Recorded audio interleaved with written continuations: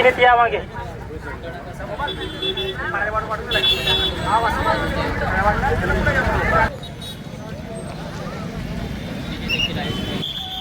धीरे धीरे धीरे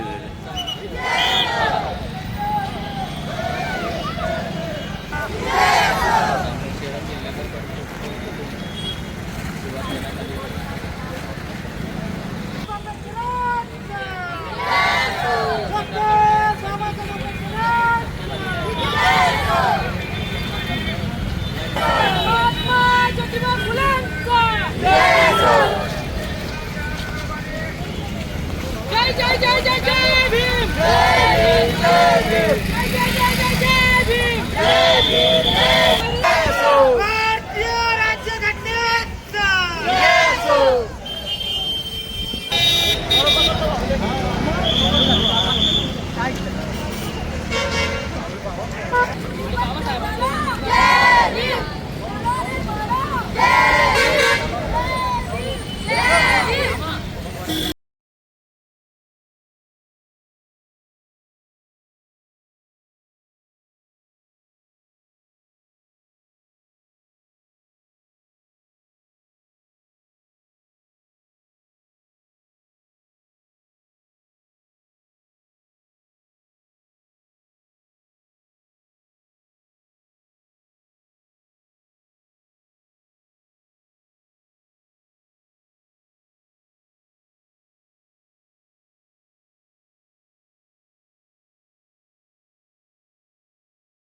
माई माता रमाई माता सावित्रीबाई या सर्वांना अभिवादन करतो।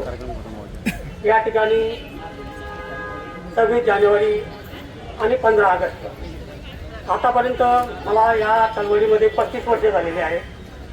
प्रत्येक वेळी मी या तहसीलदारांनी आपल्याला निमंत्रण दिलं म्हणजे आपण या ठिकाणी हजर असतो, पण शासन प्रशासन यांनी आणि यांना सुद्धा समजलं नाही की प्रजासत्ताक दिनी काय असतं आणि 15 ऑगस्ट स्वातंत्र्य दिन काय असतं, कशावर भाषण केलं जातं। 15 ऑगस्टला भारत स्वतंत्र झाला, देश स्वतंत्र झाला। त्या दिवशी जे शहीद झाले, जे हुतात्मे झाले त्यांचे फोटो लावा, त्यांच्या जीवनावर त्यांच्या याच्यावर भाषण करा, त्यांचा उदो करा, आमचं काही म्हणणं नाही।